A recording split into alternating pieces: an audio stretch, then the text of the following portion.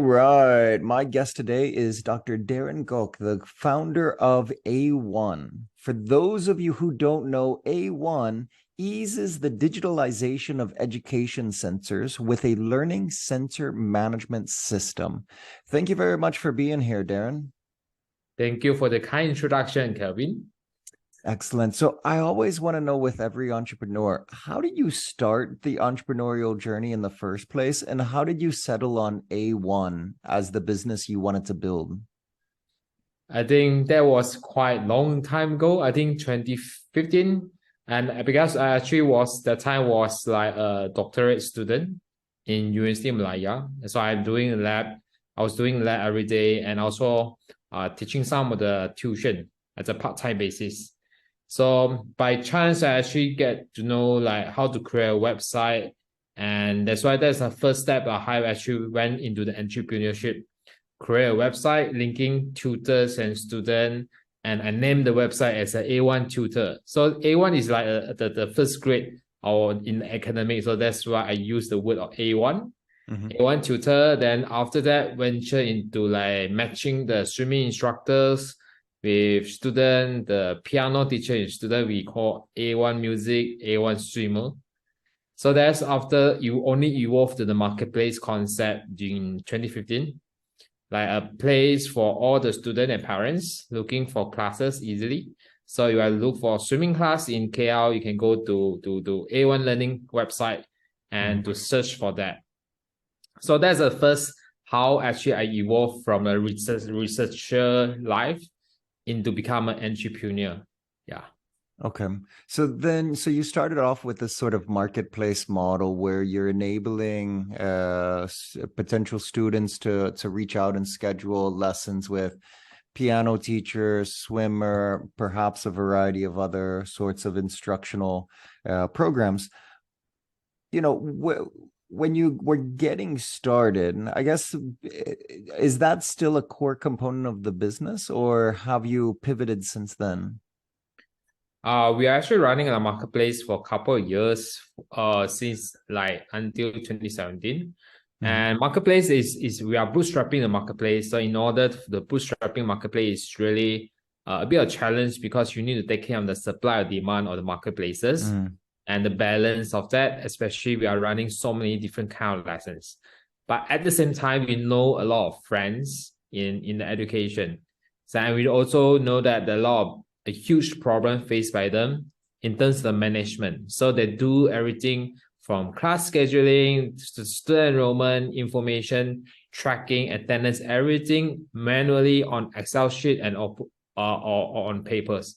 So in 2018, we pivoted into the SaaS model by building what we actually have now is like a management system, back-end management system, or we call a student information system for those educators or proper learning centers owners. Okay, so now an individual can actually track when students are showing up. So if they buy, you know, I've done swimming lessons for example, you buy a package of 5 lessons, but I need to track now. Did they show up? Did they not? How many lessons are left? And so that's kind of along the lines of the pain point that you were talking about, and then extending that into some of the other management components, right? Yeah, correct. Like example, like a swimming school, they have hundreds of students. Everyone paying for different packages. Some actually paying for 10 sessions, 10 credits. Some of them paying for 5, some of them paying 20. Yeah. Everyone starting their first session different.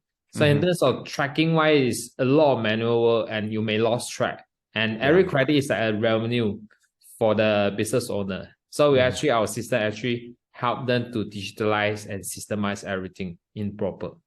Okay. And what prompted you, like, tell me a little bit about when you're doing the marketplace model, what were the key components that prompted you to start spending the money to build this in the first place? So you were collecting feedback, is it? Because I was a freelance tutor, I need student as well.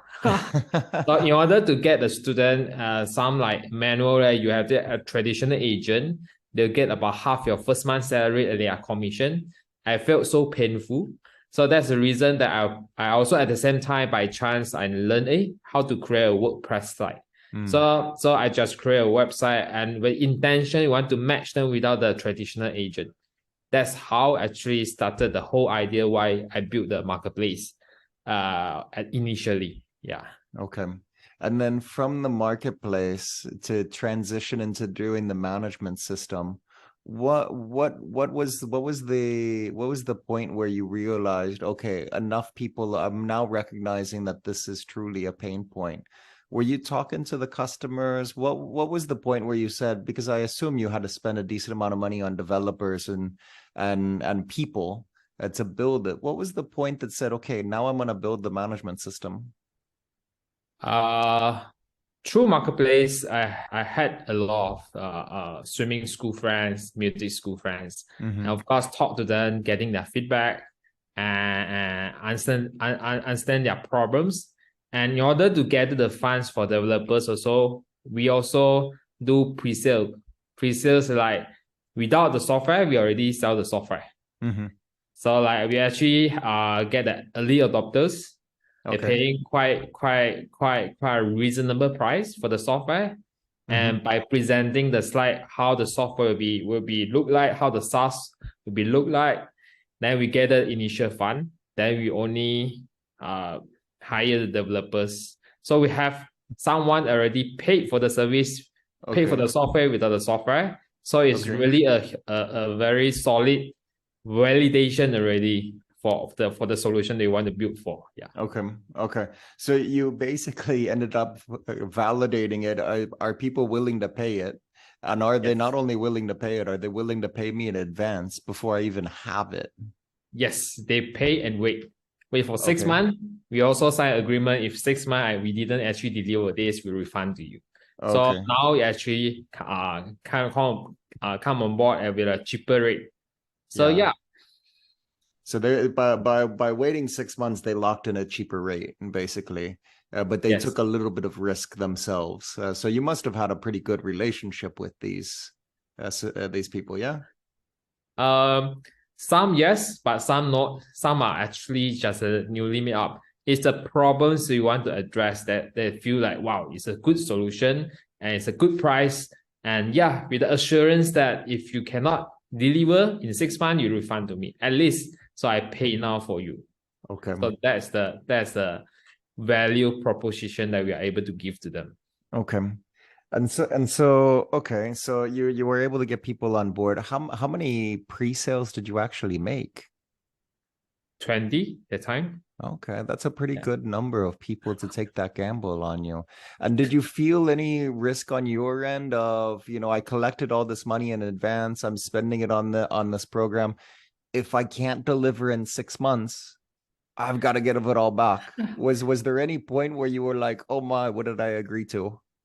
Yes, of course, there are some risks, but as an entrepreneur, we also dare to take a risk to achieve the goals you want to do. And 6 months, and we keep nurturing the relationship with them, and we have the plan and stuff. As long as you do proper risk planning on the risk, on everything, so it's good to go. Okay, so I'm assuming you achieve delivery within that 6 month time period, yeah? Yeah, the 6 months is probably an MVP. Of course, there are a lot of the optimization moving forward after that, and come out with a different version moving forward. And did you build it in-house or did you outsource it to like a dev shop? In-house. Okay. And so I'm assuming now you had to go out and hire a team at that same point, yeah? Because now you're building something brand new, maybe a few new heads in the office. Any trouble in finding the talents in order to build it? You mean technical talents? Technical talents, at this point of time? Yeah. When you were doing that I got 6 months to build this, now I need the people to do it. So I actually knew some of the developers in the space, like my friends as well. So we already have someone that actually able to build it. So it's not like I have the money and I have 6 month countdown, like I need to find developers and that will even more anxious.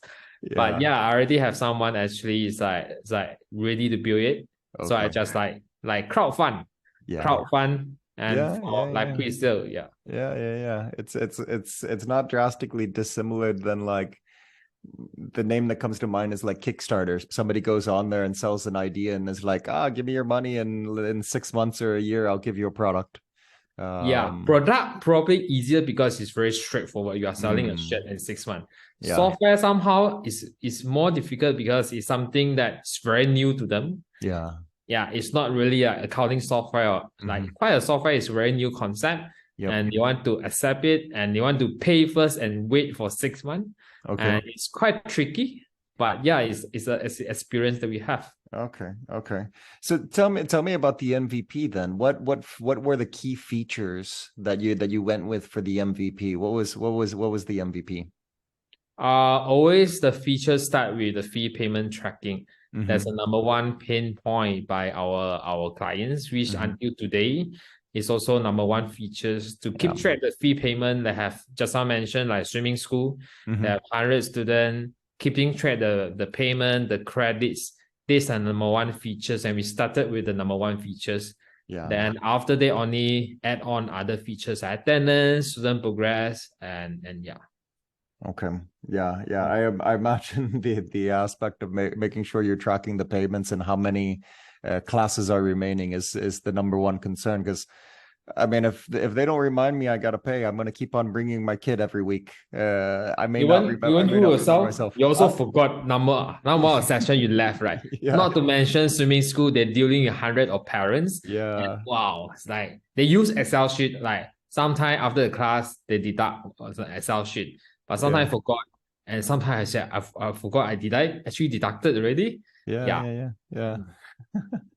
Okay, so you're starting off with that key feature. It remains the key feature, which is certainly understandable. But as you start going out and you start getting the usage out there, you delivered it to those 20 prepaid. You start looking for more. What's the process on it, the evolution of the platform? What came next? You mean the platform, the software Yeah, that we're actually providing? exactly. So we actually started the one features, and after that we ventured into a bit more features and like a mini ERP system for learning centers, because when you roll out, they also have a request like, can I have attendance because linked to student? I want to have the update on student progress and stuff. So Mm-hmm. it's more to venture into the different features, add-on features on Mm-hmm. top of the number one features we have. And we also reached out to this problem has been faced by not only like swimming school and also like childcare, kindergarten, music academy, and many more.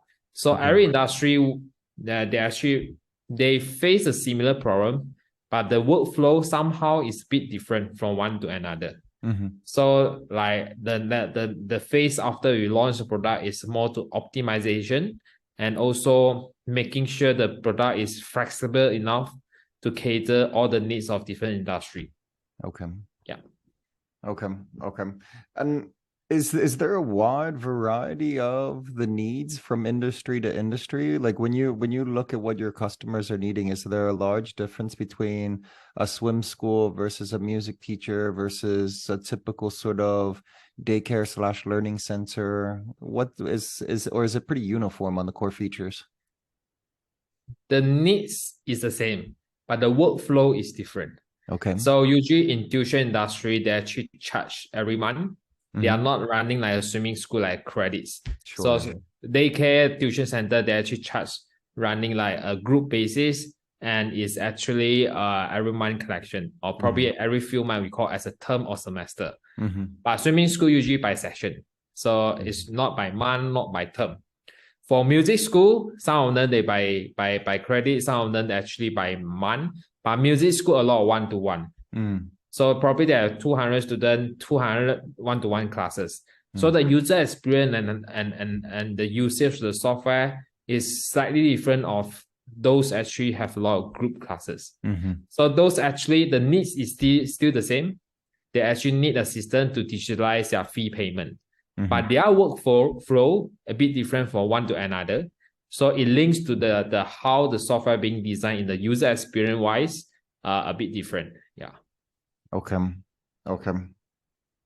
And so then tell me about how you approach the process. Now you've got these 20 customers, you're starting to evolve the product, etc.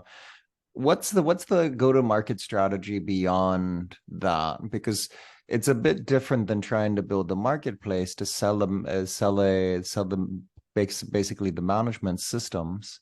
So what were the steps that you took in order to start expanding your customer footprint?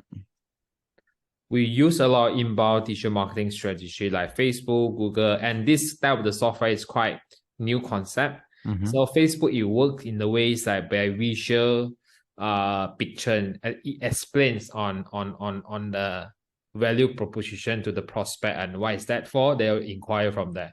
And we also do a lot of the traditional way because our prospect they are everywhere and displaying their phone number because they are always looking for student. You can see all the learning centers, swimming school, they display their phone number everywhere to look for student, and that's how we actually reach out for them also. So that's an internal our internal team, how we actually reach out to our prospect or probably set out the appointment. We also work with some of the software providers like accounting system. So we are not catered for accounting system, but we can link to accounting system. So accounting system, there are a lot of accounting system providers or distributor that potentially they also have educators that need our solution. So leveraging each other network and stuff is also one of our go-to-market strategy, and many more. Okay. Out of those, which one is, oftentimes one channel has a tendency of providing the larger majority of the customer pipeline. Which one of those would you say is probably the dominant channel for you in acquiring new customers? Definitely inbound. Our inbound initiative on Facebook to lead gen and probably Google Ads as well. That's the number one, and the most the quality is much higher because in inbound they actually saw, hey, I really have this problem of managing the fee payment of student and from different angles. So they inquire and we do a demo and they sign up. Yeah. And so the process, how is the process from that inbound? So they come directly into the website, they click on the ad, they land on the website, they look around, they sign up for a trial or a demo there, or do they actually pick up the phone, call you? What's the typical journey in order to get to that purchase? Both also happening at the same time. Most of them actually they went to our website and knowing what we are doing, and they actually inquire for a free demo session. So we actually run through the demo with them, about 30 minutes. We are doing on Zoom or meet up face to face to show how the system work and how this system can help them. And the sales cycle, some of them they actually pay on the spot, or probably the few days or few weeks. They'll decide and onboard on the system. Okay. Okay. And then the typical process is it's a subscription basis, I assume. Yeah. So are they signing up month by month? Is it annual contract, or what's the typical there? 1 year or 2 years. Okay. 2 years we give a bit more discount. This is how we actually our way also to bootstrap. Before we raise funding, we bootstrap and get a lot of cash flow in, so to further enhance the product. Okay. Okay. And I imagine when you're talking about some of these places, because they're managing in Excel, or maybe on the worst end, it's a piece of paper or like a notepad or something, maybe. When you're trying to get them onboarded onto the systems, what's the onboarding process like? And have you experienced any particular challenges as you've gone after acquiring more customers? Usually the onboarding, our client already have certain data on Excel sheet at least. So the most challenging one is the one of the clients that we have all on papers, and the owner actually not really using Excel sheet at all. So in order for them to key in all the data into the Excel sheet or import to the system, it takes really quite a long time and quite laborious during the onboarding stage. But if they are on an Excel sheet and just make it proper column according to the template, and they actually can import to the system and the onboarding, and we teach them how to use and it take about a few weeks and a month learning, and they can Mm-hmm. kickstart to use and launch in their operation already. Okay. And do you have team members that are specific towards this onboarding process to help guide and train, Yes. or what do you do in order to help facilitate that? During this hand-holding period, we call onboarding or hand-holding period, Mm-hmm. really, because we are actually transitioning that have been working manually for many years, some of them 10 years, 20 years already. Yeah. They like to change, but people like behavior wise, actually sometimes like there's a barrier for them to overcome for changes. So that's where we have a dedicated team to really step by step. We actually as an onboarding stage to make them on board and feel comfortable for that huge changes Okay. and using the system. Yeah. Okay. And do you have any other sorts of aside from the human assistance where you can where you can end up contacting somebody, do you have any other sort of systems in place like emails that based upon like trigger events, prompts in order to get the most out of the features? How do you utilize the technology itself in order to drive some of the onboarding process too? For us, we are actually, because we are not, you mean the onboarding, what are the technology we use during the onboarding?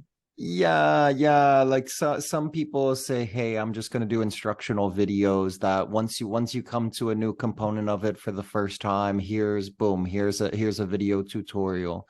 Some people say, if we notice you don't use a feature, we're going to send you an automated email that kind of fills you in on what it is.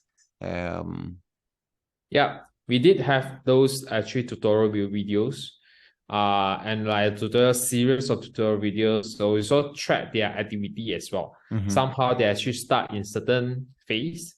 We actually prompt them like, hey, do you need more help and stuff? Yeah, we do track that, and the onboarding usually take about a month or two. Mm-hmm. The most is about 2 months. And after that, they are good, but still ongoing. You also track the activity. Somehow they because we have a lot of features, some of them they actually, and we release a lot of new features from time to time. So they may have like overlook some of the good benefit of the features for them also. Sure. Okay. And because the payments and all of that remain a key portion, are people able to pay via the system?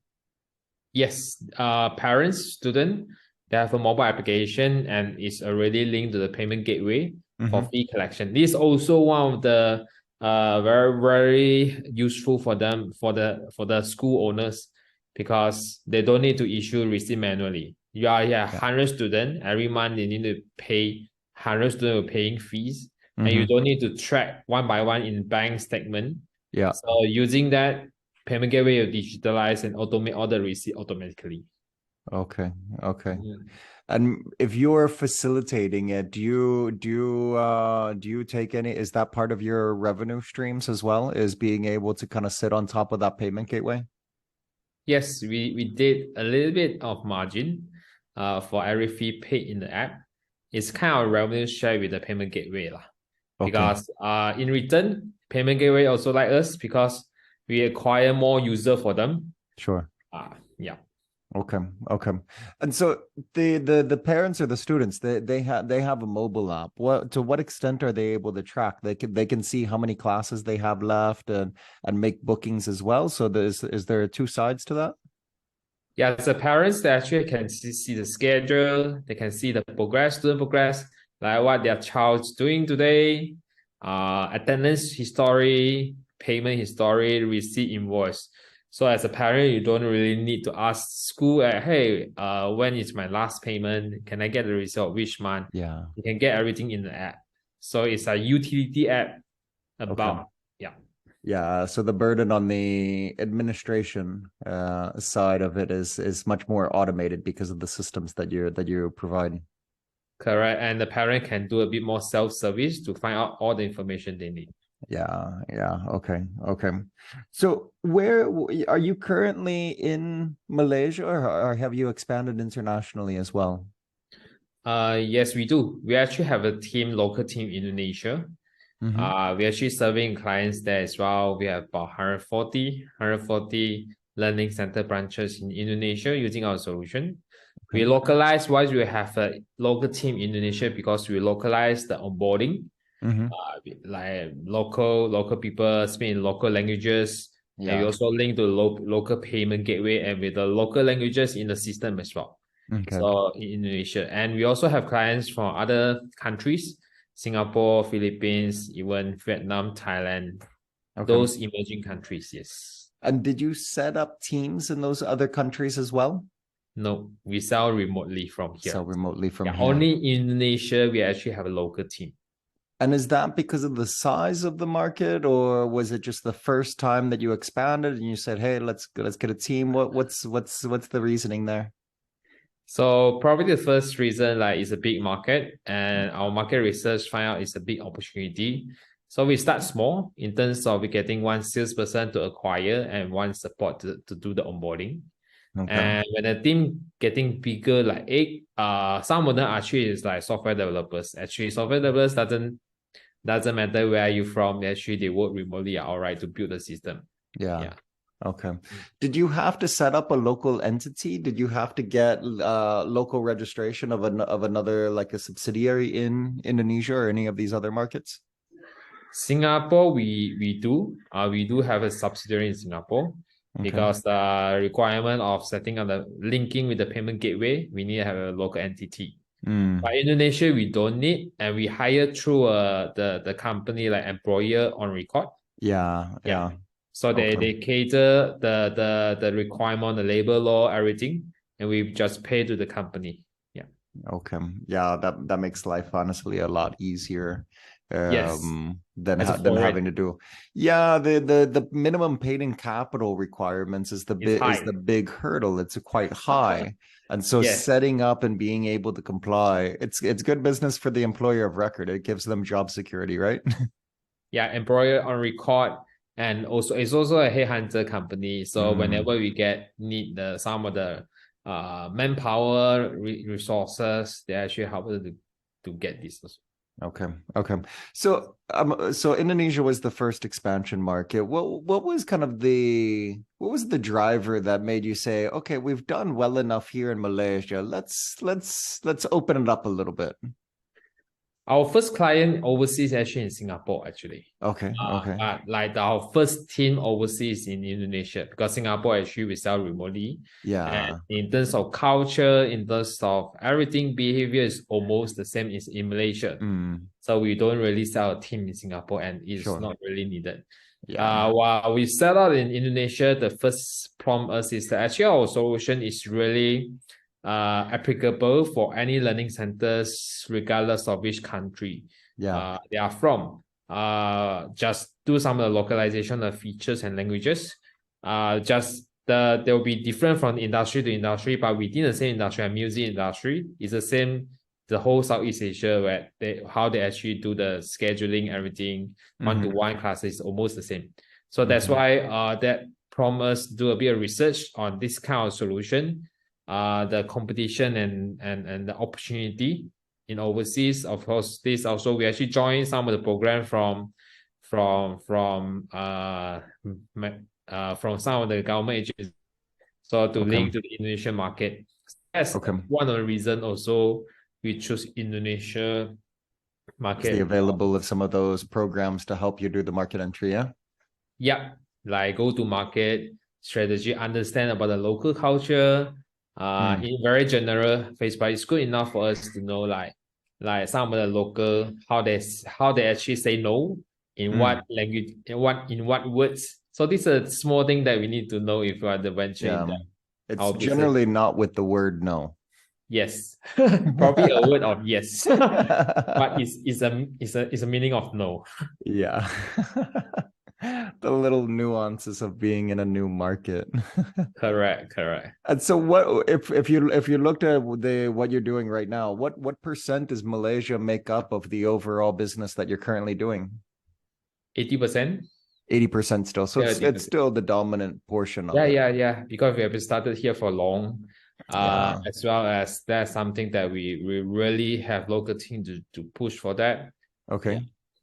And so Indonesia, we just started last year actually. Okay. So it's only got basically 1 year of operation. Yeah. Yeah, almost. Yeah.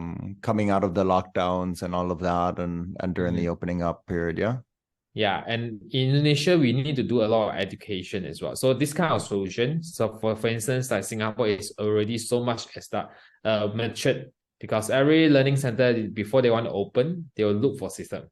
Yeah. So in Malaysia, is different in the way that when they get a lot of students, they're really too busy and they only look for system. Yeah. And in Indonesia, they'll ask, what is this? So it's like a lot of education. Is there opportunity? But at first, we also need to do a lot of education. What is that for? What is this for? And educate them. The adoption. Yeah. Do you find that there's more price sensitivity in Indonesia, being lower per capita income, or is it pretty much the same? Our price is about 20% lower than our 20% lower than here. Okay. Yes. Okay. And what about with the other markets? The little bit that you have coming out of Philippines, Vietnam. All the same price as Malaysia. All the same price. Okay. Yes. And it's wildly quite acceptable. Yeah. And do you see this as kind of like by default global? Do you think that, like, considering where you're at right now, that if you tried to push the marketing channels into, the broader global perspective, that you would need to do much customization, or is it something that could be readily able to? It's just more a matter of time and planning. I would say probably it's about the same, and don't really need a lot of customization. The needs is there, certain customization like localization, I would say is needed. We definitely can push to even further countries. Why we'll focus on Southeast Asia a bit more, because it's an a lot of emerging country or cities. That means a lot of opportunity. And the time zone is about the same in order for us to support, because now we have not really have the resources to support 24/7. So if we have a client in US, like the support time is a bit different in terms of they ask a question then, and probably we need to reply the next day. So, and the US takes up 4 time zones, so it becomes much more complicated depending upon which one it is. Yeah. So that's why we are still targeting Southeast Asia, emerging countries. Yeah, a lot of opportunity, and we almost support at the same time. Just the languages somehow. Yeah.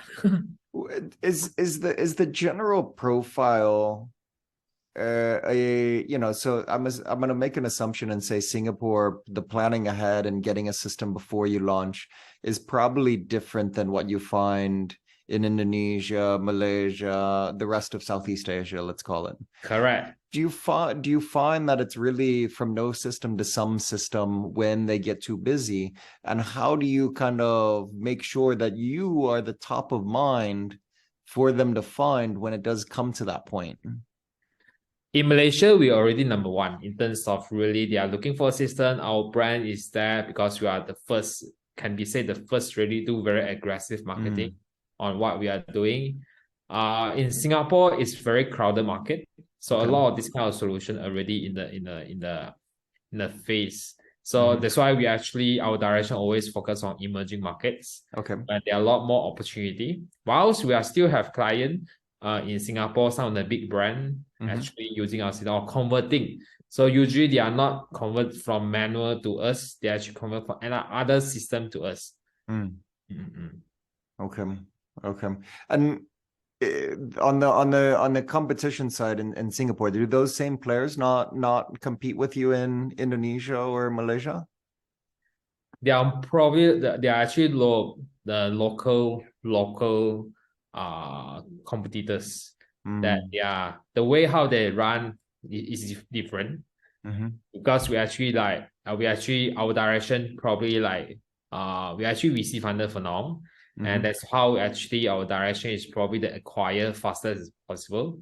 And the strategy for them is a bit different. So that's still it's a good currency in local in Singapore as well. Probably there's something that stopped them from looking further in other countries. Yeah. Okay. So let's take a look ahead into the future. Yeah. So you've grown the product. You kind of switched from the marketplace to focusing on the management system. You've grown the product over time. You've expanded internationally. What comes next? What's the bigger vision for the kind of the medium term, a few years out from today? There's still a lot of work to do by doing the same thing, but just we need to be like we are number one, but we haven't like considered a dominant. So there's a lot of work for us to do, be dominant in the market and replicate the solution, the solid product in other cities, localize and acquire as many users to our ecosystem. And once we have an ecosystem for educators, we have even a lot more plans for them. Example, recently we also discussed internally like what is the other problems face our users. So like example, like for searching for teachers really is a pain point for our users as well. So looking for a student is not really because they have a lot of students, but there's no teachers. So a lot of opportunity even once we build out the ecosystem, and that's where we actually this is our direction in the long term.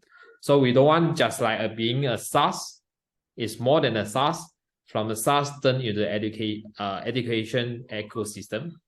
So it's a super tool for them that they use daily basis. Yeah. Okay. And when you look at that, do you have like a North Star metric that you use as like the guiding of, are you achieving your long-term goals? Do you set something along those sort of lines, or are you more of like an OKR, or what do you use in order to track your progress towards those goals? OKR, yes, those we're actually tracking. We have a long-term plan that also do reverse engineering on how we're going to achieve and stuff in the next 5 years and stuff. Yeah. So we have our internal tracking, depends on the direction. Different teams also have their own tracking, but in general towards the same goal that which I shared previously is probably the super tool for educators to use in the same direction. Yeah. Okay.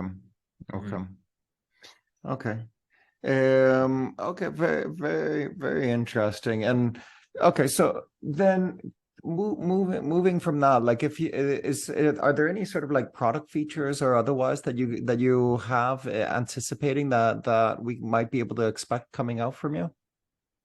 Yes, there are a lot more product plan, and we also have inquiries from schools. So school modules be different from learning centers, how they actually operate. The workflow different. Larger and much more complex. We also, yes, different department, different. So like, and also we actually have been seeing also a lot of the emerging markets. Private school, they're also still using Excel sheet. They are using LMS.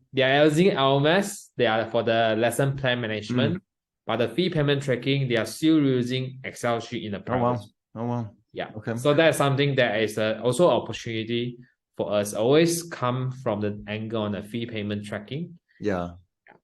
Okay. And so that's really kind of the wedge, the hero product that gets your foot in the door, and then you can kind of use that in order to leverage more usage. Yeah. Yes, I think manage the school finance, learning center finance is really a good angle for us to get them engaged and use other products. Okay. No, that's very interesting. Very interesting. Very cool. Let me wrap up here with my closing questions, the questions that I ask everyone. And so the first one is, what is a tech tool that you just cannot live without? The tech tool on my daily basis. On your daily basis, yes. I think we are in our company, we use ClickUp. Is even my personal tracking. Okay. In terms of even with, like for instance, as a founder, we do fundraising, we do sales. We're also tracking our processes, this already in which stage. our product team, our customer support, everything. We actually use this the tool that we can't live without on daily And sorry, basis. what's the name of it?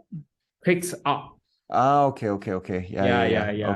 Okay. Very cool. Very cool. Yeah, keeping track of everything that you have going on, you're juggling a lot of things as a founder. So being able to keep some. Multitasking, yes. Yes, exactly. Very cool. Last question here. If you were to talk to another founder that's just getting started out, what would be the biggest piece of advice you could offer? As a founder or entrepreneur, I think you need to be resourceful, and also network. So probably you are not the natural networker, but as a position of entrepreneur or founder that we need to get resources. Resources also consider as your network and your knowledge and like the link to probably the information about what the government grant and stuff. So being resourceful is very important, and I think is as a founder, actually an entrepreneur, do network, to know as many people as possible, and this also we also get a lot of advice. Being resourceful, you need those things. I think that's great advice. I think being resourceful is an absolute necessity. Building a startup is hard. You have to be resourceful. Darren, Yes. thank you very much. This has been a great conversation. I appreciate you being here with me today. Thank you for the time. Thank you.